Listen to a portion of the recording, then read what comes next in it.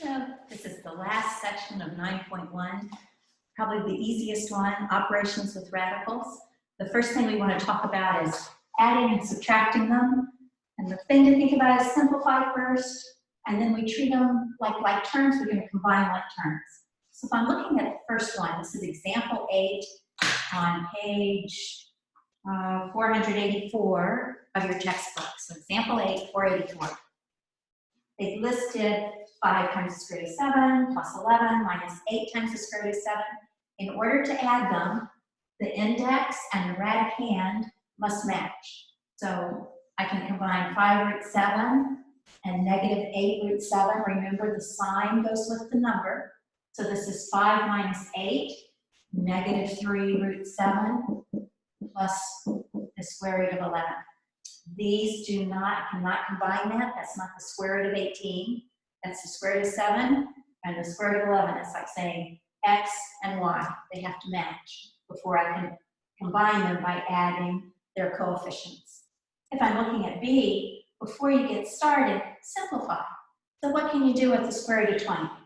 Well, that looks like 4 times 5, so I'm thinking 2 root 5 for the square root of 20. So I can replace that square root of 20 with 10 root 5 plus 2 root 5. The radicands match, the indices match. So these are like terms, and that's like saying 10x plus 2x, 12 times the square root of 5. 10 times the square root of 5 plus 2 times the square root of 5. 10 plus 2 is 12, 12 root 5. And the same for cube roots. The indices must match, so these are both cube roots, that's all right. And the radicands match. And in that case, we can add these together. 6 plus 2 is 8 times the cube root of x when we finish. Look at the next example where we're multiplying radicals. So adding is like combining like terms. Multiplying, I can multiply underneath radicals. So if I have square root of 5, this is example 9 in your textbook, that same page, I believe. The square root of 5 times the square root of 3 minus the square root of 75.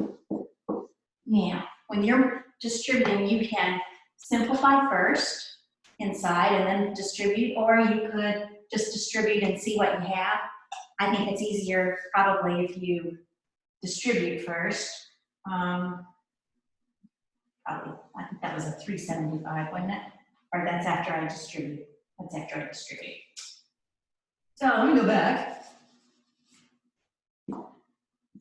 Sometimes when you do too many of these videos in a row, you forget where you are. So if I'm going to distribute first, that's one technique. So I would have the square root of 15 minus the square root of 5 times 75 was the 135. And then I'm going to simplify and see what I can do with that square root of 375. And if I think of that as 25 times 15, perfect square factor, I would have the square root of 15 minus 5 times the square root of 15, or negative 4 root 15 when we finish. If I chose to simplify first, I could have said 25, so that would be 5. So if I simplify, I would have square root of 3 minus, I'm simplifying that square root of 75 into 5 root 3. And then I could simplify in here, square root of 3 and minus 4 root 3.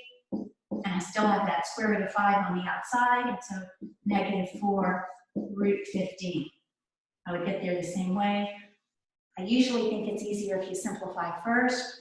Sometimes you can work in that parentheses where you couldn't up here when you left it. The numbers are smaller. So whichever way you like, just get the right answer, kiddos. The next example, that was the A. There was, no, that was it. That was it. So I could simplify first or I could distribute first. This is a short lesson. Look, thank goodness, isn't it? Look at page 484 down at the bottom. There's monitoring progress. So if we look at the first one, you can either pause and go do them, or come do them with me. This was 23. I didn't write them all down, I guess. 23 was 3 root 2 minus root 6 plus 10 root 2.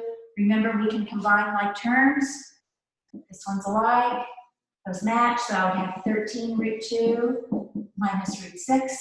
Nothing I can do with that.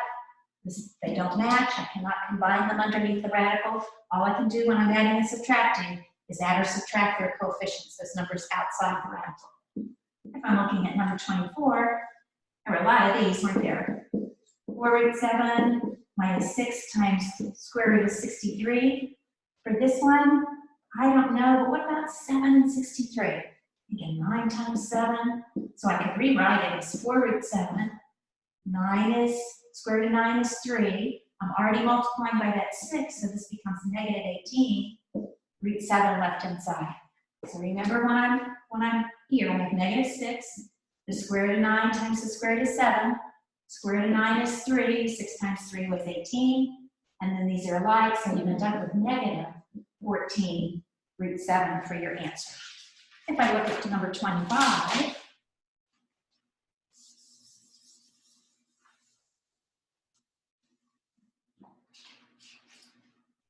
and that was 4 times the cube root of 5x minus 11 times the cube root of 5x. Again, the indices match, so we're looking at those radicands. The radicands are the same, so these are alike, and 4 minus 11 is negative 7 times the cube root of 5x when you finish. If I'm looking at 26, which we are, I have a square root of 3 and an 8 root 2 plus 7 root 32. And I would probably be simplifying these for sure. So I have square root of 3, I have 8 root 2, nothing I can do with that. What about the square root of 32? If I'm thinking of that as 16 times 2, then I have 7, square root of 16 is 4, root 2, so in that parentheses I have the square root of 3 still waiting to distribute. I have 8 root 2 plus 28 root 2, 8 plus 28 is 36, root 2. Now when I multiply by that square root of 3, 36 on the outside, square root of 3 times the square root of 2 is square root of 6, so 36 root 6. And then looking at 27, the thing to remember here is when you're giving a quantity that's squared, think FOIL. So I have 2 root 5 minus 4 quantity squared. Remember, that does not mean the first term squared and the second term squared. That means FOIL. So I'm thinking 2 root 5 minus 4 times 2 root 5 minus 4, so that I remember to get those middle terms. So 2 times 2 is 4, square root of 5 times the square root of 5 is 5. So 4 times 5 for that first term, or 20. And then I'm multiplying by that first and the 2 outers. So I have 4 times 2 is 8, root 5. So 20 minus 8 root 5 is what I have. And then coming here, I have another negative 8 root 5. So another negative 8 root 5. I'm going to combine those, and a positive 16. 20 plus 16, I can combine those and get 36. And negative 8 minus 8 more is negative 16 root 5. Notice it is just the outside coefficients that you're adding or subtracting, not the radicals. The radicals are matching. And one more, number 28.